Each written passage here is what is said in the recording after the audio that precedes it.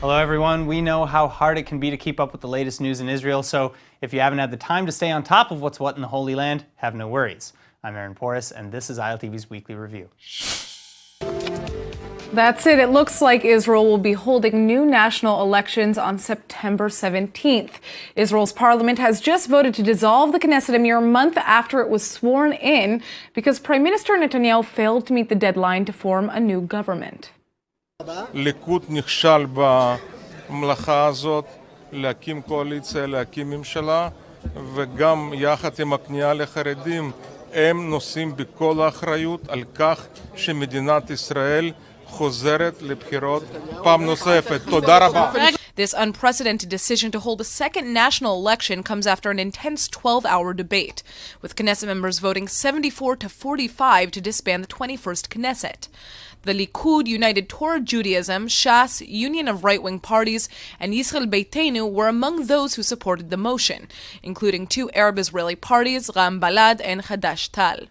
Prime Minister Netanyahu just wasn't able to muster a majority coalition, all because of a standoff between Yisrael Beitenu and the ultra-Orthodox parties over the so-called Haredi draft bill, which would pass economic sanctions against ultra-Orthodox men who refuse to join the army and require a specific number of ultra-Orthodox men to draft every year no matter what. Avigdor Lieberman, the leader of the Yisrael Beitenu party, insisted that the bill pass unchanged, and Netanyahu is blaming the former defense minister for the unbreakable deadlock over the legislation. זה פשוט לא יאומן.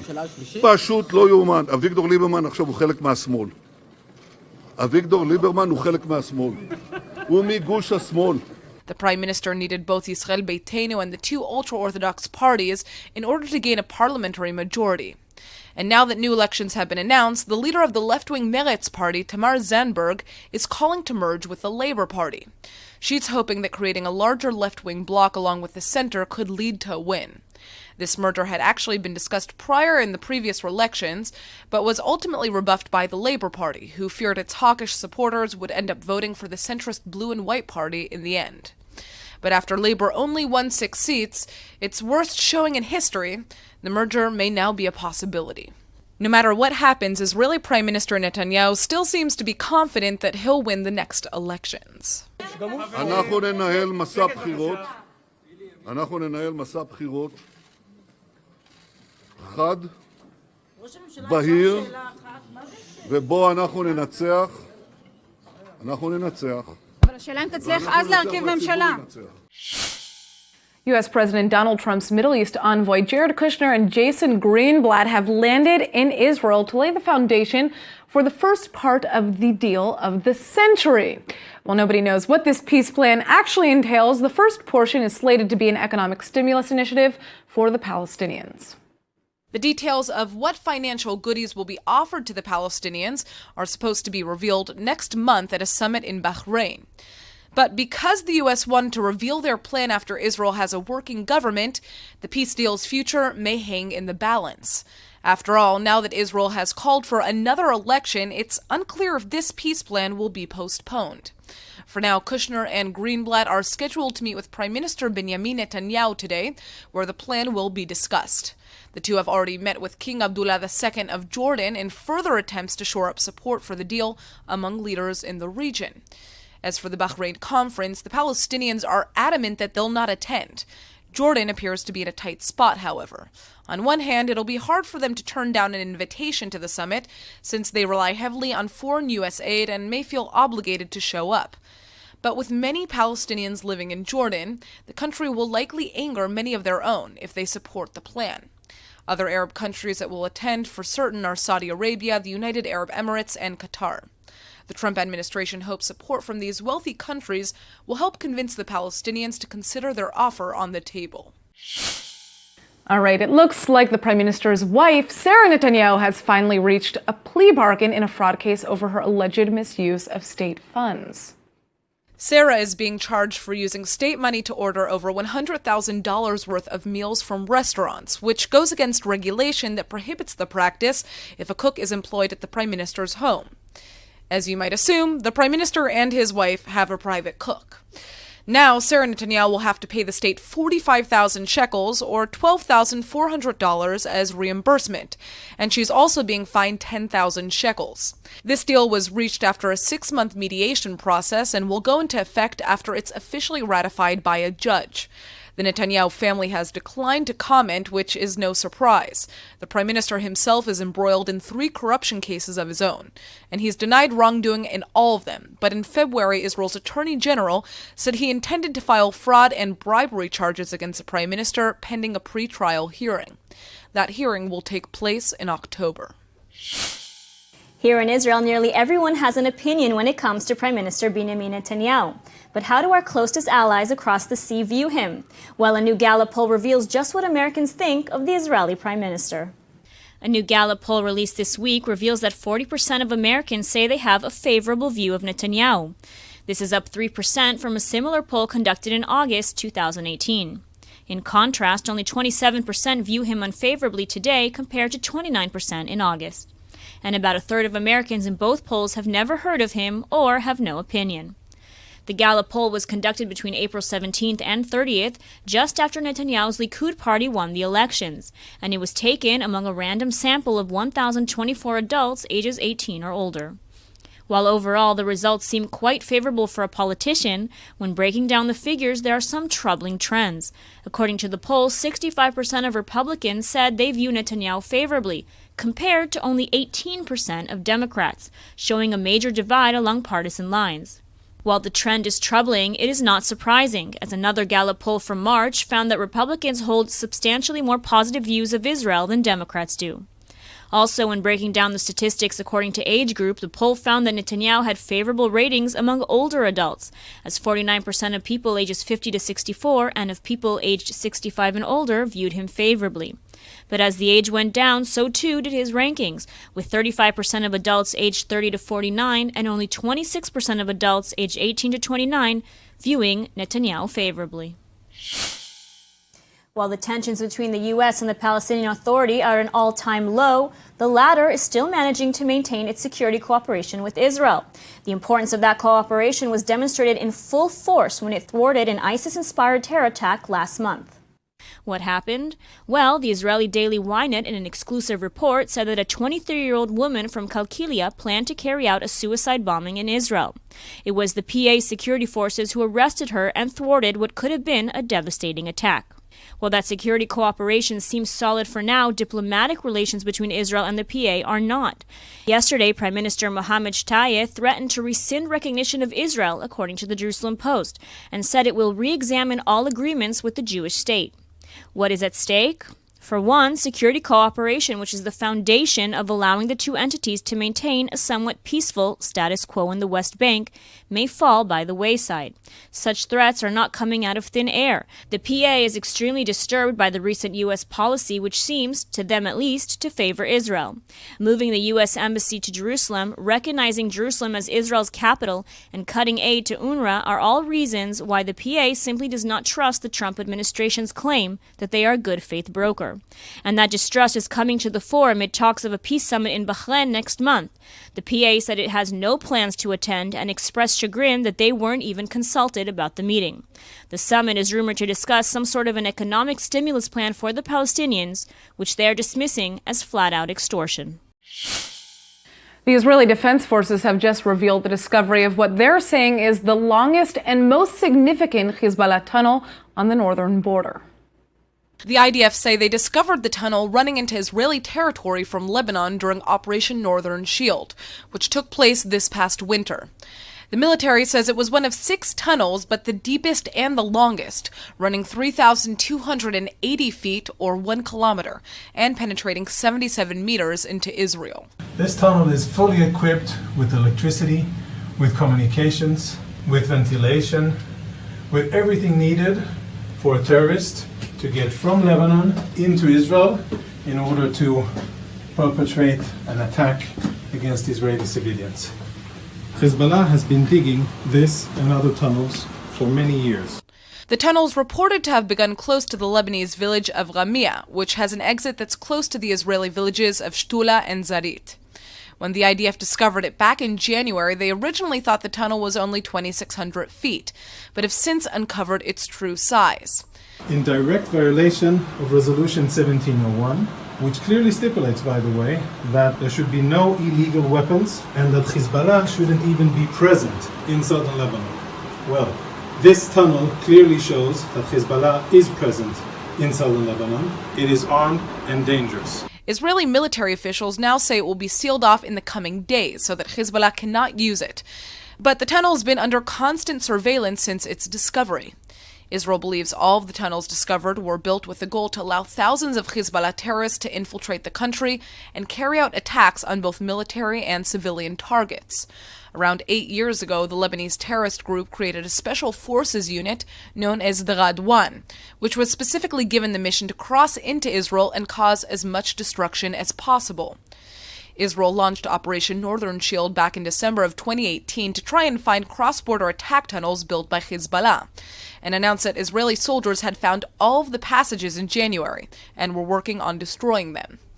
Israel has fought 2 wars with Lebanon, the first in 1982 against Palestinian terrorist groups, and the second in 2006 against Hezbollah. Although the northern border is considered volatile, there hasn't been significant fighting since the end of the 2006 war. But last month, the commander of the IDF's ground forces claimed that Hezbollah was planning to carry out a surprise invasion of northern Israel. باتت المقاومة تملك من الصواريخ الدقيقة وغير الدقيقة ومن الإمكانيات التسليحية. After weeks of heated rhetoric on both sides, it seems that tensions between the U.S. and Iran are cooling down. Speaking in Japan alongside Prime Minister Shinzo Abe, Trump said he's ready to come to the negotiating table if Iran is. Well, I know that the Prime Minister and Japan have a very good relationship with Iran, so we'll see what happens. The Prime Minister has already spoken to me about that. And I do believe that Iran would like to talk, and if they'd like to talk, we'd like to talk also. We'll see what happens. In turn, Abe told Trump he's willing to play peacemaker to help calm tensions. For the moment, though, Iran has no interest in speaking with the Trump administration.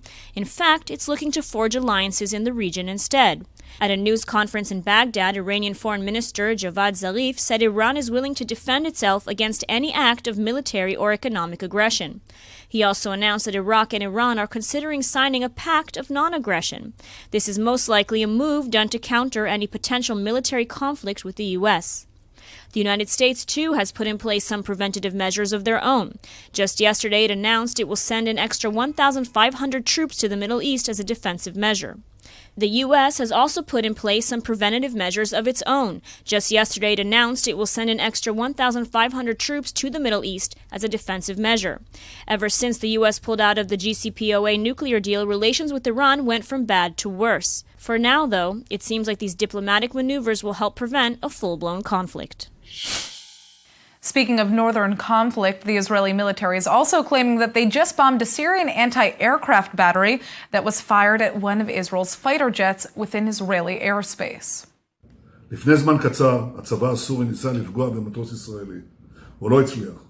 חיל האוויר בתגובה השמיד את המשגר שממנו נורתה האש. המדיניות שלנו ברורה. איננו מוכנים לסבול שום תוקפנות נגדנו, ונגיב נגדה בעוצמה ובתקיפות. The shell was apparently fired during a routine mission, and the Israeli Prime Minister is already responding, saying Israel will not tolerate any aggression and will respond forcefully. The IDF says the shell landed inside Syrian territory and didn't actually damage the Israeli plane. But shortly afterwards, the IDF retaliated by bombing the battery that fired it. The official Syrian state mouthpiece known as Sana says that Israel targeted a military post on the Tel al-Shahar hilltop, just east of the border. Now, we hope you're ready to tune into tonight's episode of Insight to Israel. One of the segments on today's show will be taking a look into abortion policy in Israel, given the widespread political debate we're seeing on the topic in the United States. Take a look. Abortion, that's what's on everybody's minds in the United States right now. It is very unfair to tell me whether or not I should have this child or not. But where does Israel stand on this issue? In Israel, an estimated 9 out of 1,000 pregnancies end in abortion, which is much less than in most Western countries. 90% of these terminations are conducted before the 12th week of pregnancy. But what do abortion laws look like in the state of Israel, a country where the line between state and religion is often blurred? We're about to break it down.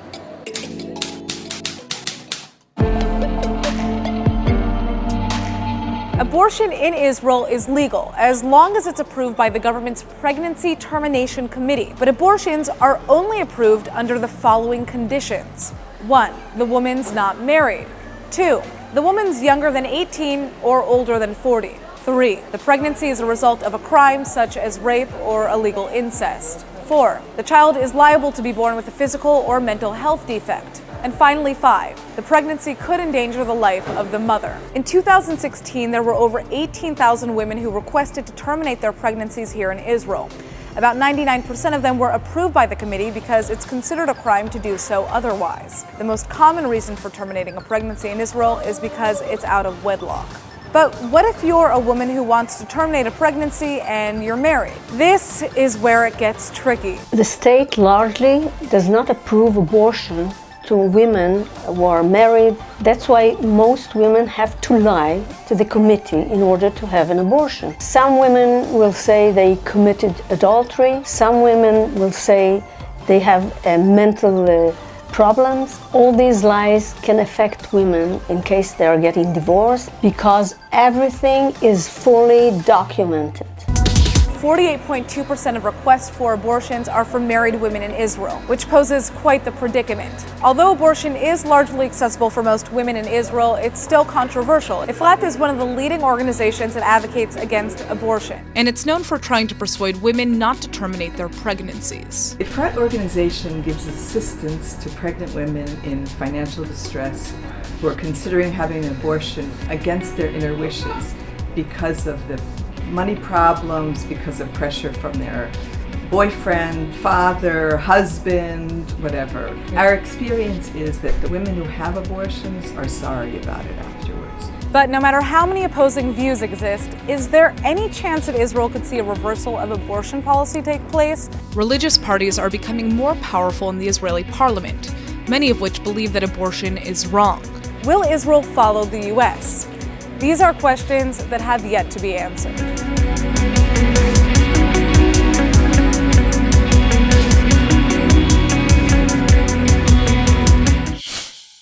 Little one-year-old Fatma hails from Zanzibar, but she's just received a free heart transplant at the Wolfson Medical Center here in Israel. The life-saving surgery makes her the 5,000th patient to receive the procedure from the incredible Israeli organization Save a Child's Heart. Since 1995, the charity has been facilitating heart surgeries for young children from all over the world. So far, Save a Child's Heart has treated kids from over 60 different nations because the healthcare they need just isn't available in their home countries. The children are either treated by a visiting delegation or flown to Israel. And when flown to Israel, the children are treated at Wolfson Hospital, where over 100 doctors and nurses have participated in the life-affirming program. Little Fatma needed open heart surgery in Israel to treat a fetal blood vessel that should have closed soon after birth. The child came in with fevers, aches, and pains, and without treatment, she may have died.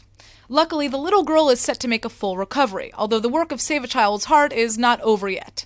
She'll now spend 2 months recovering in Israel, where she'll be side by side with many other children that have been saved by the organization. And get this, her very own mother, Balkis Makame Haji, was also treated at the same hospital 19 years ago, because she too had a life-threatening heart condition. Today, there are children from Tanzania, Kenya, Ghana, Uganda, Kurdistan, Ethiopia, and even the Palestinian Authority that are here in Israel recovering from surgeries that were provided by the organization. Right now, they're in a housing complex located close to the hospital, where doctors can keep a close eye on them. All right, that's it for this week's Roundup. Tune in next week for the next episode of ILTV's Weekly Review. I'm Aaron Porras, and thank you for joining us.